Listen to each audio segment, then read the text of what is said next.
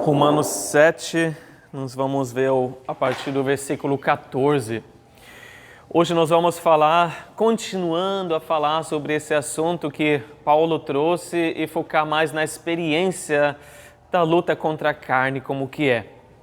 A gente viu semana passada a nossa nova relação com a lei de Deus, que nós somos livres da lei, mas não ficamos sem lei, que nós realmente não estamos mais debaixo da autoridade da lei, do domínio da lei. Porque, assim como Jesus morreu, nós morremos também. O nosso velho homem, a nossa velha natureza morreu e, junto com Jesus, morremos para esse velho marido e agora somos casados, juntos, unidos a um novo marido que é Jesus. Então, nós morremos para a lei, dessa forma estamos unidos ao novo marido com quem nós estamos para sempre, servindo Ele para sempre. A gente também destacou que a lei não morreu para o cristão, Ela ainda continua na nossa vida e serve para um certo propósito, principalmente expor o pecado, Expor o pecado e desmascarando quão feio o pecado realmente é. Mostrando de todas as formas que o pecado é extremamente pecaminoso. Porque até pela proibição que vem pela lei, vem mais pecado. O pecado fica mais forte ainda em nós. E só que uma oportunidade, uma brechinha na nossa vida para entrar com todo o ferrão da morte. O problema não está na lei, como nós falamos, mas está em nós. E a gente continua falando desse tipo de problema, porque o problema é maior ainda quando o cristão confia na lei por algo que ela não pode fazer. E hoje nós vamos ver o que a lei não consegue fazer para nós. Para que a lei não serve na vida do cristão. Eu tinha uma ilustração assim que veio na minha cabeça, acho que bem adequada. Imagina você esperar receber um dinheiro que alguém que está falido. E você precisa desse dinheiro para pagar todas as suas contas, para a sua sobrevivência. O que vai acontecer? Você também vai estar falido. Mas essa pessoa nunca te prometeu dar esse dinheiro. Você achava que era a solução. Você foi ensinado que essa é a solução para você. Você achava que, porque para alguns parecia dar certo, para você dar certo também, mas no final a gente só fica falido. É isso que a lei faz, E a gente vai ver o que a lei não consegue fazer para nós. E a experiência que acontece com todo cristão que acaba tentando viver a vida cristã pela lei. Vamos ver como que é a lei, versículo 14, em relação a nós. Sabemos que a lei é espiritual, eu, contudo, não o sou, pois fui vendido como escravo ao pecado. Então, a lei é espiritual, eu sou carnal. E ele começa a falar, nós sabemos. Várias vezes nesses capítulos, ele falou, nós sabemos, nós temos uma certeza. Tem fatos imutáveis que a gente não vai mudar, é assim. E um fato é que a lei não é o vilão da história. O problema está em nós, não na lei. Se a gente ainda junta com o versículo 12, que ele falou, a lei é santa, santo, justo e bom o mandamento, e 14 é espiritual. Não tem problema nenhum com a lei. Por isso também não vamos descartar a lei, joga pela janela, não precisamos mais. Não. Ela é assim porque Deus, que deu a lei, é assim. Ele é santo, justo e bom. A gente vê na lei o caráter de Deus, a santidade, a perfeição, a bondade dele, de como bom Pai nos dá limites na nossa vida. Não ultrapassa aqui, não passa para lá, porque você vai se machucar. Porque existem perigos lá fora. Eu, como bom Pai, sei, confia em mim. E ainda, através da lei, nos mostra a grande necessidade que a gente tem do Salvador. Então a lei é espiritual, porque Deus é assim, Deus é espírito. E na nossa essência nós também somos espirituais. Mas ainda que nós nascemos de novo, agora o espírito está vivo em nós. O corpo que a gente tem é apenas uma roupa. né? Apenas uma tenda, né? Uma barraca que a gente vai trocar. Não é a nossa essência. A gente precisa desse corpo para viver nessa terra, assim como um astronauta precisa da sua traje espacial, né? Para não morrer no espaço. É isso que Deus nos deu para nos vestir. Mas todos nós ansiamos por esse dia em que a gente vai tirar essa roupa e vai ser revestido pela habitação celestial.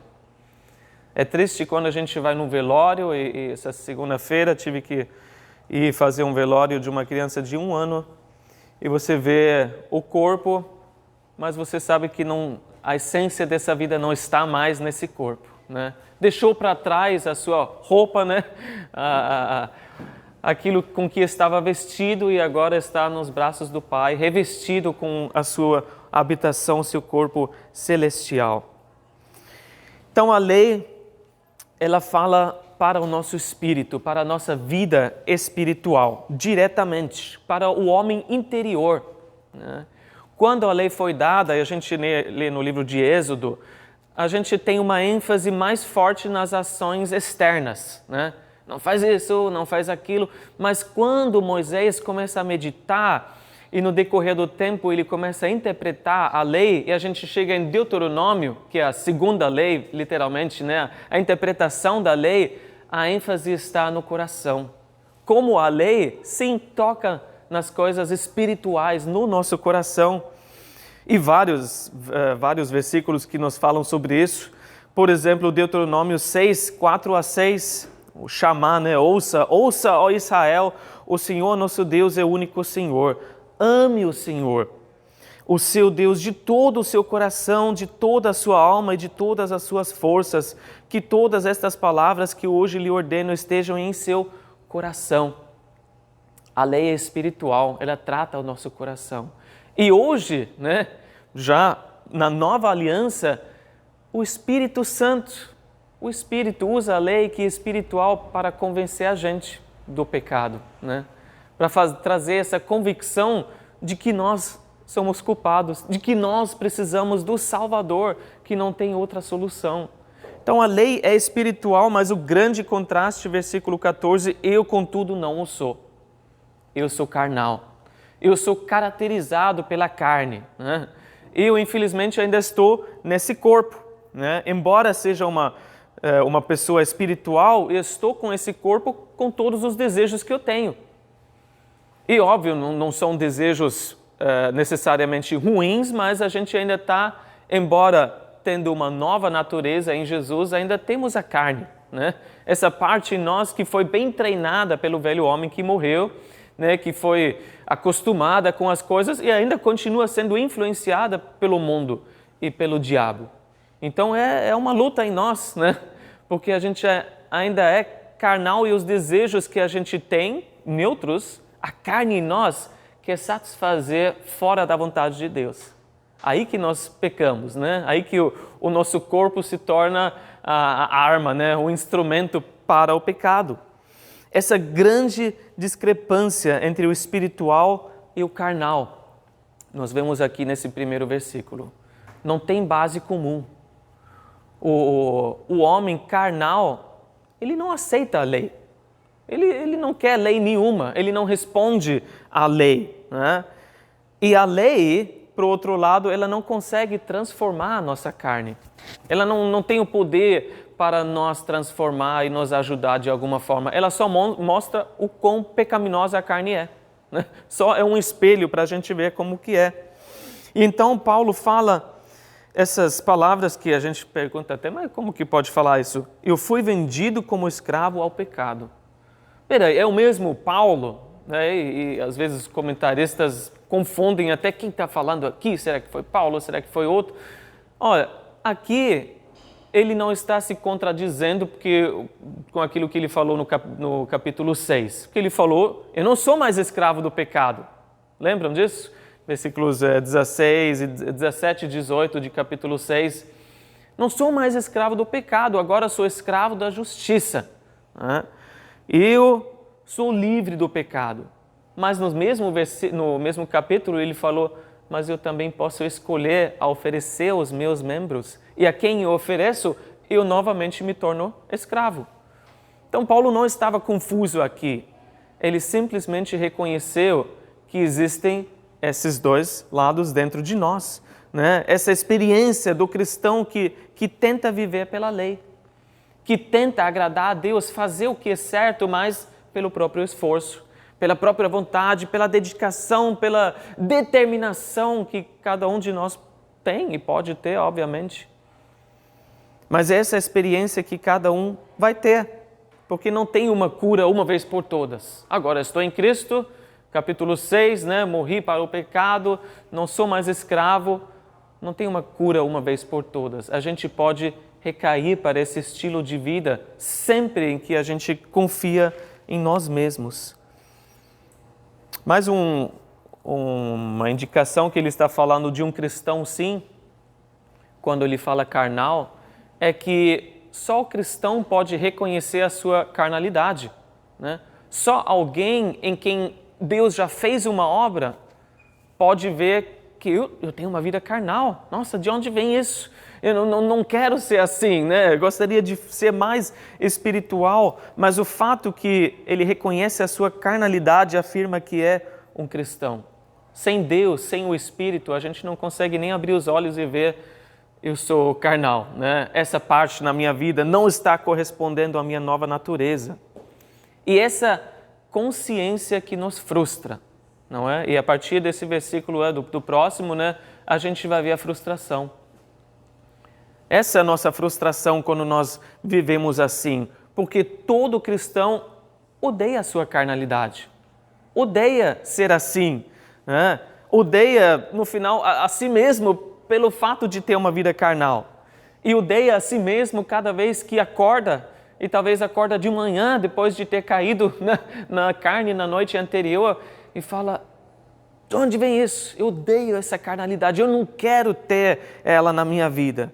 Como cada cristão que está nesse momento gostaria de ser diferente.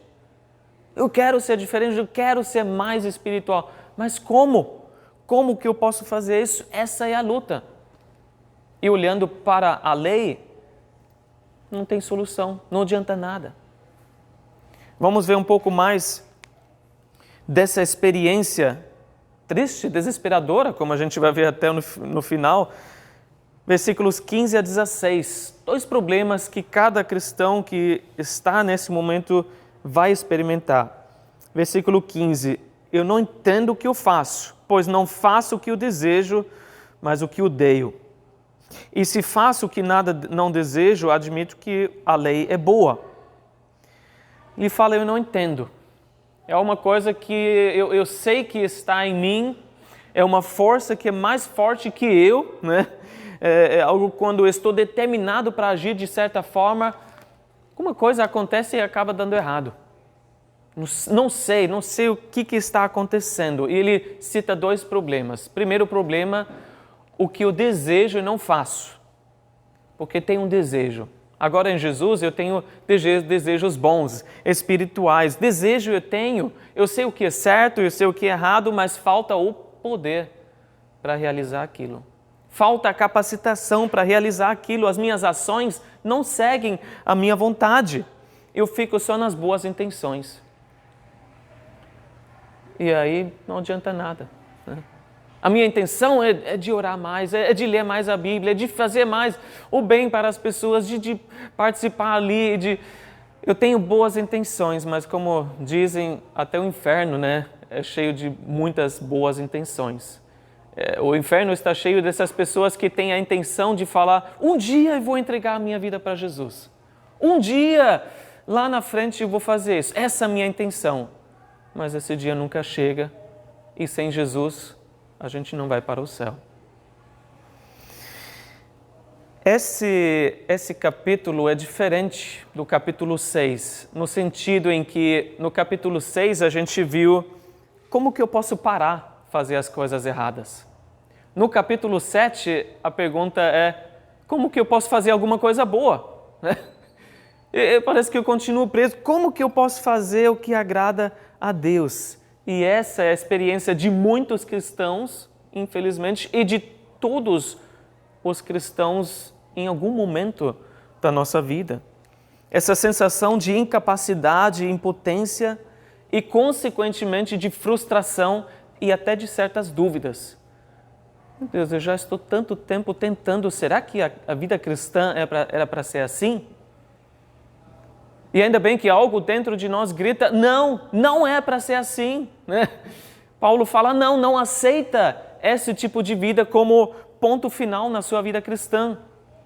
Existe mais, né?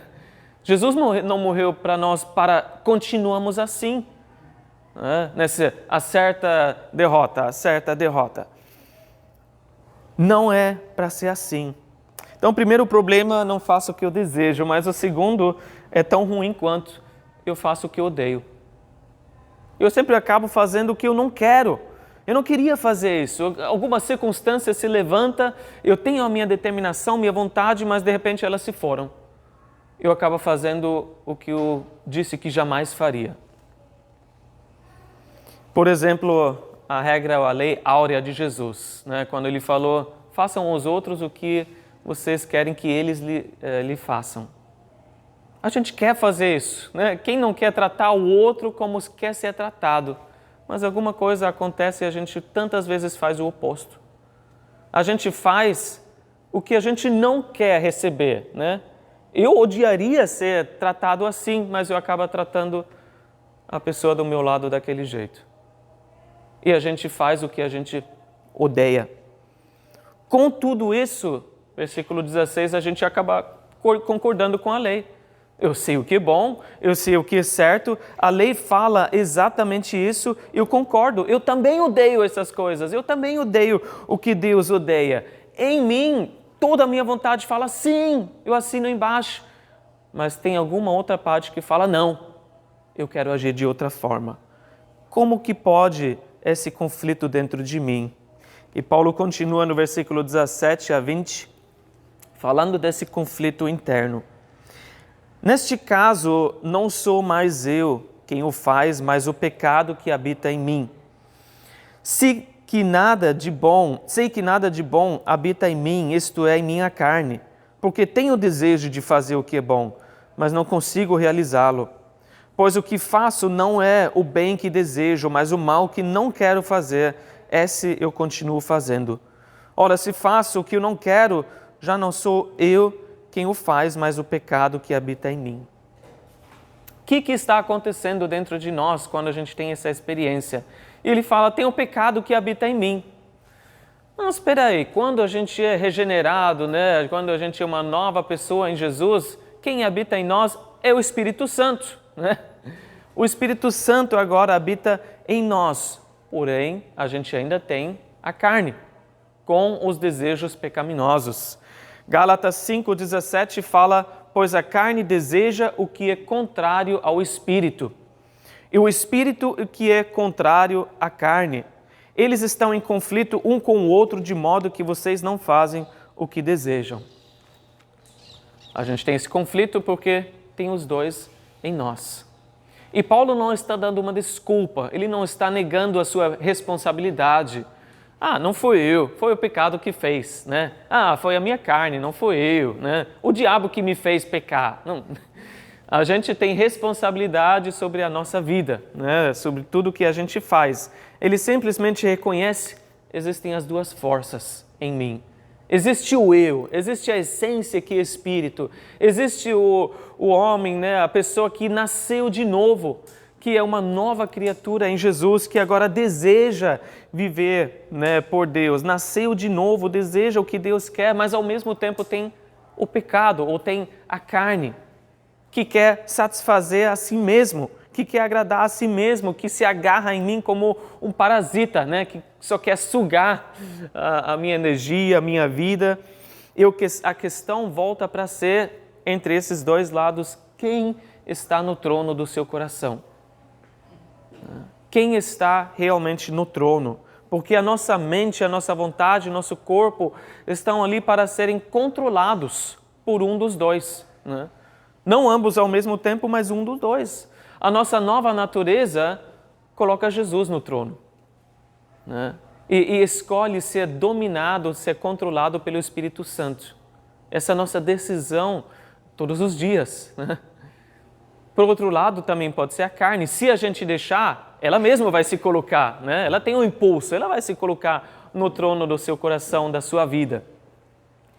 E tudo que ela quer é satisfazer a si mesmo e vai controlar a sua mente, sua vontade, seu corpo, a fim de que seja satisfeito.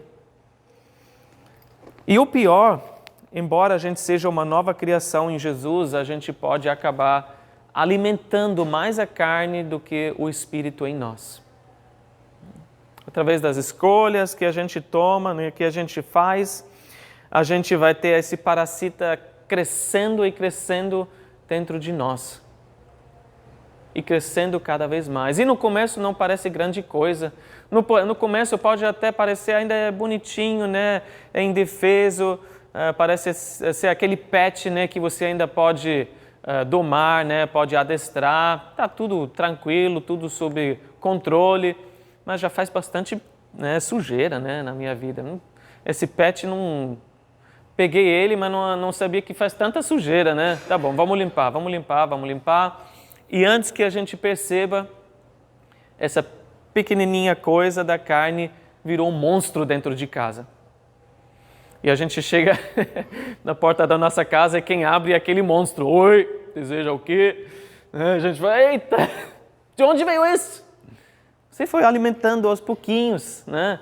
E cresceu, e agora está ali para determinar os seus horários, a sua rotina, os seus hábitos. Você acha que está no controle, mas já perdeu. Você está tão dominado por aquilo que já não consegue se livrar mais sozinho. E aí você corre, de repente, para a lei, né? E para aquilo que você pode fazer. Só que a lei não pode ajudar em nada, porque ao invés de nos capacitar para fazer o bem, instiga mais ainda a carne pela proibição. E a lei só consegue mostrar como o problema está. Mas eu tenho a minha vontade, eu consigo, é a minha determinação. E não é bom o suficiente. Não vai te levar à vitória sobre esse monstro que acabou, né, ficando na sua casa. Conclusão, versículo 18, não tem nada de bom na minha carne. E por isso não espera nada de bom na sua carne. Jesus já falou em João 6,63, a carne não produz nada que se aproveite. Paulo falou em Filipenses 3,3, não temos confiança alguma na carne. E ele falou em Gálatas 6,8, quem semeia para a carne, da carne colherá destruição. Então em mim, dessa parte, independente de Deus, né, dependendo de mim mesmo, não tem nada de bom, não pode esperar nada de bom. Se eu penso que eu consigo agradar a Deus pelo próprio esforço, não vai, pensando que eu só preciso melhorar um pouco. Se eu conseguir melhorar um pouco nessa área, vai estar tudo certo, né? É só orar mais um pouco, é só eu ler mais livros talvez a respeito disso, é só eu ler mais a Bíblia que vai dar tudo certo, é só eu. Você está confiando na sua carne, você está confiando, né, para a força errada. Vamos continuar com o resumo dessa condição desesperadora que Paulo está falando, versículos de 21 a 23. Assim encontro esta lei que atua em mim. Quando quero fazer o bem, o mal está junto a mim. No íntimo do meu ser, tenho prazer na lei de Deus, mas vejo outra lei atuando nos membros do meu corpo, guerreando contra a lei da minha mente, tornando-me prisioneiro da lei do pecado que atua em meus membros. A condição desesperadora continua até alguma solução, né? Sempre vai ser esse ciclo de frustração, falha, frustração, raiva, preso na fraqueza da minha própria carne. Eu vou continuar naquilo enquanto eu procuro uma solução em mim. Porque já que o problema está em mim, não adianta procurar a solução dentro de mim, tem que estar fora. Porque o mal, como ele fala, está sempre junto. Mesmo quando eu quero fazer o bem, mesmo quando eu acho que eu estou no caminho certo, tudo que eu faço está manchado pelo pecado. Até nas maiores conquistas vem o orgulho. Até nas coisas mais espiritual que eu falo, agora eu estou conseguindo, olha, estou estudando a palavra, estou jejuando, né? Estou orando, tudo isso é só um pequeno momento e você pode falar para outra pessoa, olha como eu sou espiritual porque eu faço essas coisas. O orgulho está aí nas melhores coisas que existem. Nos eventos mais espirituais, né, a gente pode ver a corrupção. No meio de um culto, um tempo abençoado, de repente aquela pessoa que está no palco, compartilhando, tocando, ou às vezes só sentada naquela cadeira ali atrás, né, porque uma pessoa especial, pode se achar tão importante e só querer o aplauso e o reconhecimento das pessoas. E já distorceu aquela situação. Aquele missionário que faz realmente bastante coisa boa, ele manda todas as fotos lá para o seu país para mostrar que ele é um super missionário. E aí não fez para Jesus, fez para se mostrar para as outras pessoas. O mal está sempre junto, né? E a gente precisa tomar tanto cuidado. É impossível fazer o bem na carne. Porque você pode até começar bem, mas vai terminar mal. Você pode começar com as melhores das intenções na sua vida cristã, na sua família, no seu ministério, com a igreja, mas se for continuando na carne, vai terminar mal. Gálatas 3:3 fala, será que vocês são tão insensatos que, tendo começado pelo Espírito, agora querem se aperfeiçoar pelo esforço próprio? O original fala pela carne. Vocês querem se aperfeiçoar pela carne? Começaram bem no Espírito, terminem no Espírito, continuem no Espírito, não recaiam sobre a carne. Não tenham confiança nenhuma na carne, porque é uma guerra. Paulo falou nesses versículos, na minha mente eu tenho o querer. Ele falou até, eu tenho prazer na lei. Né? Parece uma pessoa que está certinho. Né? Parece uma pessoa, Salmo 1, do tipo Salmo 1. Tenho prazer na lei de Deus, medito nela de dia e de noite. Ótimo, estuda a palavra, né? Conhece a palavra, ama a palavra, concorda com a palavra. É uma pessoa exemplar. E além disso, ainda pode mostrar coisas que não faz. Olha, essa pessoa tem prazer na palavra, essa pessoa não segue o conselho dos ímpios, não imita a conduta dos pecadores, não se assenta na roda dos zombadores. É uma pessoa que aparentemente é um cristão perfeito, né? Fala tudo de forma correta, tem o desejo de fazer tudo o que é certo, mas no seu interior não consegue. No final, na prática, alguma coisa acontece que não dá certo. Alguma coisa sempre dá errado. Porque os membros seguem a lei do pecado.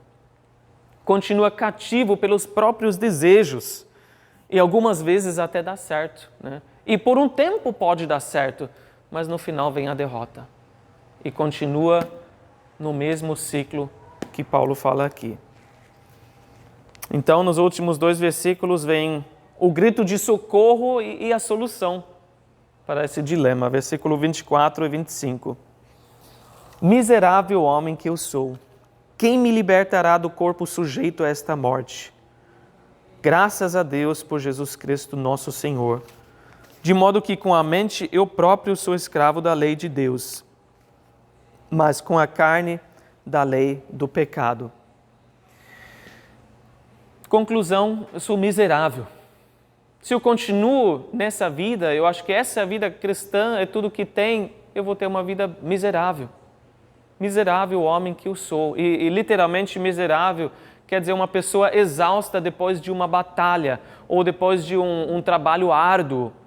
É uma pessoa esgotada demais para continuar, porque tentando agradar a Deus pelo esforço próprio, tentando ver uma vida boa e aquilo que é certo pela boa vontade que tem, só descobre que não é bom o suficiente. Não é a força que vai te levar realmente a fazer o que é certo. Não há vitória nenhuma até chegar nesse ponto. E ainda bem que a gente chega, e talvez várias vezes na nossa vida, nesse ponto em que a gente fala, não dá para continuar assim. parece que eu estou num autopiloto, né? Parece que eu estou deixando a coisa assim fluir, mas não flui, né? Miserável homem que eu sou. Eu preciso chegar primeiro nesse ponto de desespero por uma solução. No ponto em que eu falo, Senhor, eu faço qualquer coisa para sair dessa, né? Me mostra uma solução, me mostra o caminho que eu quero.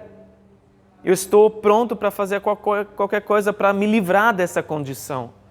E em segundo lugar, você também reconhece o seu estado. Em mim, eu estou espiritualmente falido, né? Eu não tenho nada espiritualmente. Eu sou incapaz de agradar a Deus, sou impotente de me livrar desse ciclo, né? E acabo condenado a ser escravo da carne. Eu vou continuar assim para sempre?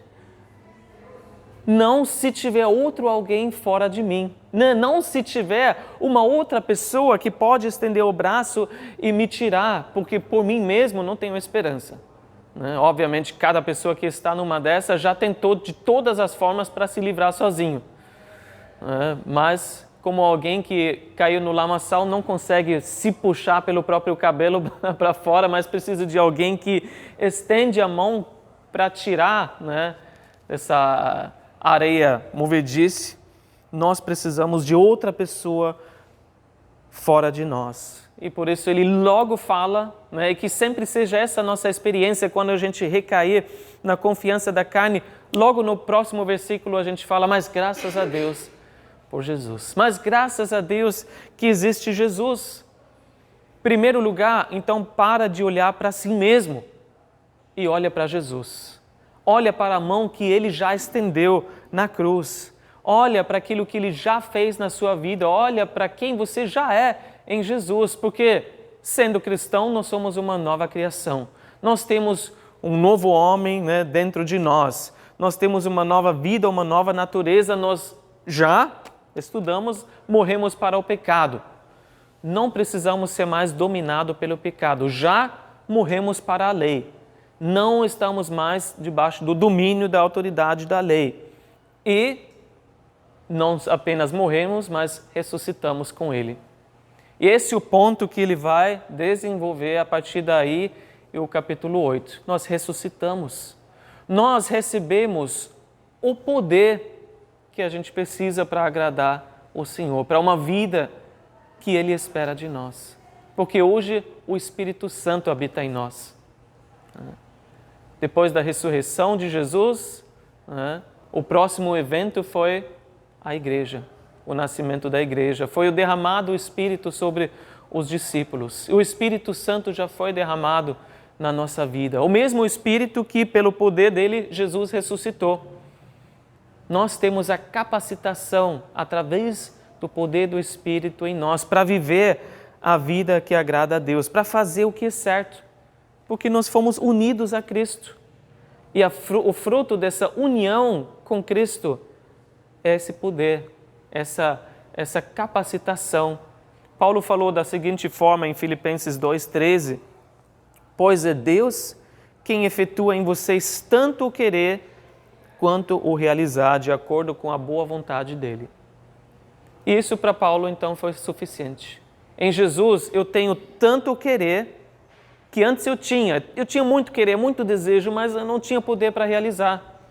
Porque eu olhava para mim mesmo e para a lei o que exigia de mim. Mas em Deus eu tenho tanto querer quanto o efetuar. Ele realiza em mim, né? Porque hoje Ele habita em mim. Ele quer até muito mais fazer através de mim o que é certo do que eu quero fazer o que é certo. Creia que Ele está em você, que Ele quer viver através de você. Mas a lei nos leva até esse ponto e precisamos dessa experiência com a lei. Precisamos chegar no fim das nossas forças e parar de olhar para dentro de nós e olhar para cima e falar: quem me libertará? É Jesus. Jesus está aqui. Eu reconheço a minha necessidade do Salvador que está fora de mim. E isso, como eu falei várias vezes, não é só uma vez na vida, mas toda vez que a gente recai na confiança na carne. Toda vez que a gente olha para nós e fala: esse pequeno problema eu consigo resolver com o meu talento, com a minha capacitação, com a minha sabedoria. Eu consigo resolver com o meu esforço e com a minha determinação. Paulo reconheceu, é uma luta diária, né? Porque a carne quer estar no trono. Mas nós somos escravos apenas de um dos dois. Como Jesus também falou em Mateus 6:24, ninguém pode servir a dois senhores, pois odiará a um e amará o outro, ou se dedicará a um e desprezará o outro. Essa é a escolha que a gente tem que tomar. Eu vou amar o meu Senhor e odiar tudo que vem da carne, né? Eu vou dar toda a atenção para o meu Senhor e desprezar esses desejos que estão desandando ali, a carne que quer que eu me satisfaça dessa forma.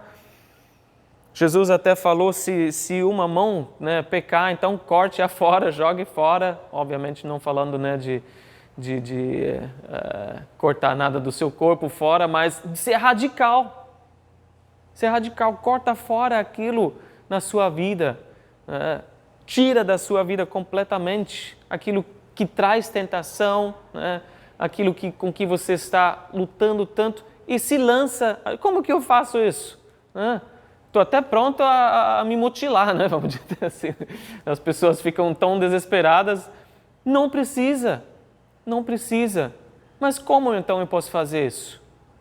Se lança sobre Jesus. Não confia, às vezes, nem na tua própria solução, mas confia que Jesus tem a solução. Se lança sobre Ele, sobre a misericórdia dEle, para te libertar daquilo que te faz pecar, daquilo que te leva ao pecado. Porque no final tem que ser o Senhor Jesus. Como ele falou aqui, graças a Deus por Jesus Cristo, nosso Senhor. É isso que Ele precisa ser na nossa vida. Ele precisa ser colocado no trono da nossa vida de forma incontestável, incontestada. E a gente precisa render o nosso corpo, alma e espírito a Ele e confiar. Você vai ter a solução assim, você vai ter um plano assim, já logo, talvez sim, talvez não. Mas é o Senhor Jesus que vai te guiar, é o Espírito que vai te guiar, que habita em você. Jesus não morreu para melhorar as nossas vidas, mas para que a gente morra junto com Ele, porque em nós não habita nada de bom. Mas morrendo com Ele que a gente ressuscite, para que Ele possa viver a sua vida de vitória através de nós. Que a gente possa viver essa vida. E a gente vai ter um momento de Santa Ceia agora, em que a gente possa novamente firmar essa nova aliança que Jesus fez conosco na cruz. É a cruz que a gente precisa. É diante da cruz que a gente precisa se lançar e dizer, Senhor, me perdoe por tentar viver uma vida que o Senhor espera de mim. Por tentar fazer o que eu sei que é certo e me capacita. Eu não sei mais, não estou entendendo, não sei a solução, eu só sei que está em Jesus. Eu só sei que é o Senhor. Eu só sei que o Senhor é meu Salvador e o meu Senhor. E o que o Senhor dizer e mandar, eu vou fazer, porque eu sei que essa é a solução. Então, seja abrir mão de alguma coisa que eu não quero abrir mão, seja declarar a morte sobre algo que eu não quero que acabe, mas eu vou fazer o que for preciso para sair dessa condição miserável que também não dá para continuar. Vamos orar e depois a gente vai passar o pão e o cálice. Senhor Deus, obrigado que Tu és a resposta, que Tu és a solução. Obrigado, graças a Deus por Jesus. Graças a Deus pela Tua vitória na cruz. Graças a Deus que não é apenas um evento essencial e tão grande para trazer a nossa salvação, mas é um evento em que a gente se apoia todos os dias da nossa vida, que tem poder, Senhor, para nos livrar do pecado todos os dias, que nos ajuda a viver a novidade de vida que nós recebemos, de realmente assumir a nossa posição como filho e filha de Deus, como ser novo que nasceu de novo em Ti, por Ti, pelo Teu Espírito Santo. E, Senhor, nós assumimos toda a responsabilidade pelos nossos atos, pelos nossos erros e falhas e te pedimos perdão. Te pedimos, Senhor, que o Teu sangue nos lave, Senhor, venha nos enfaixar, Senhor, venha nos curar e passar o Teu bálsamo, o Teu óleo, Senhor, nessas feridas que a gente deixou em nós, que a gente causou, Senhor. Nós corremos para a cruz, porque não temos outra solução. Mas na cruz, Senhor, foi conquistada a vitória que nós precisamos. Venha, Jesus, viver a Tua vitória através de nós. Venha encher, Senhor, as nossas vidas com o Espírito Santo, que a gente possa discernir, Senhor, onde a carne tem crescido, onde a gente tem deixado brecha, Senhor, onde a gente acabou se tornando novamente um escravo do pecado. E que a gente possa crescer, Senhor, cada vez mais na estatura de Cristo, em nossa vida espiritual.